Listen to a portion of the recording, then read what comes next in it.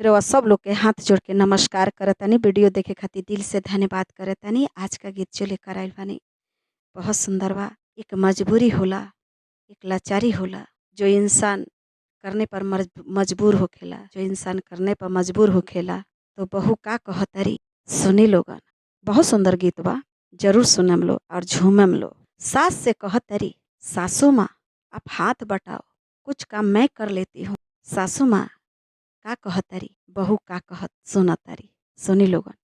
सासू खाना बनाव दोपहरिया हो, सासू खाना बनाव दोपहरिया हो। ए सासू माँ खाना बना लो। बहुआ दिन भर हिलावेली कमरिया हो, बहुआ दिन भर हिलावेली कमरिया हो, बहुआ दिन भर हिलावेली कमरिया हो, बहुआ दिन भर हिलावेली।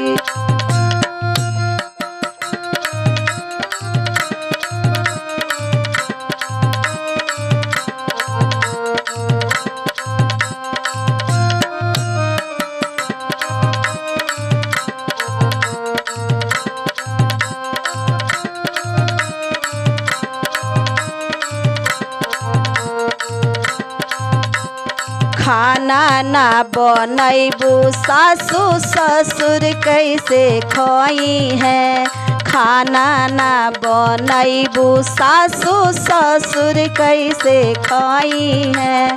भूखे पिया से सासू ससुर कैसे रही है, भूखे पिया से सासू ससुर कैसे रही है।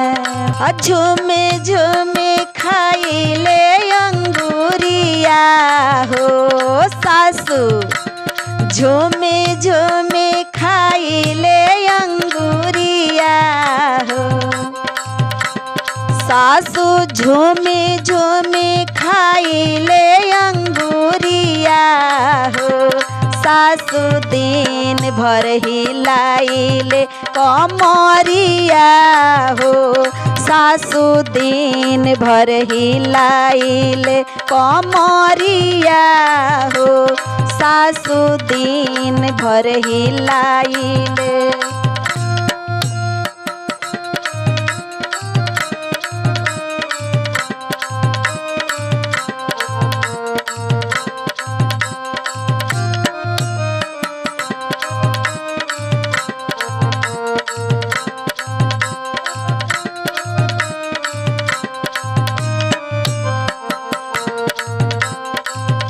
तोहार बबुआ सासू खोजेले नौकरिया, तोहार बबुआ सासू खोजेले नौकरिया।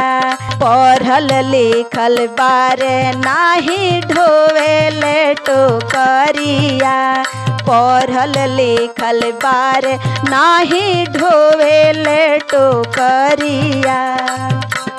नाच नाच कमाई ले लो मरिया हो, सासू नाच नाच कमाई ले लो मरिया हो। सासू दिन भर हिलाइले कमरिया हो, सासू दिन भर हिलाइले कमरिया हो, सासू दिन भर हिलाइले।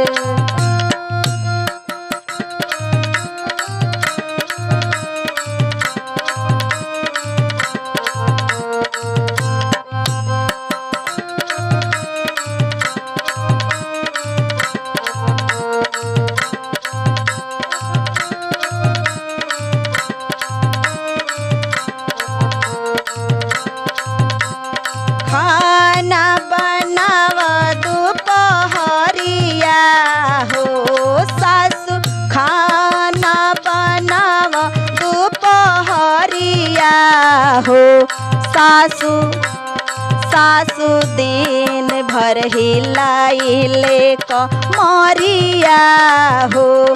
सासु दिन भर हिलाइले कमरिया हो। सासु दिन भर हिलाइले कमरिया हो। सासु दिन भर हिलाइले।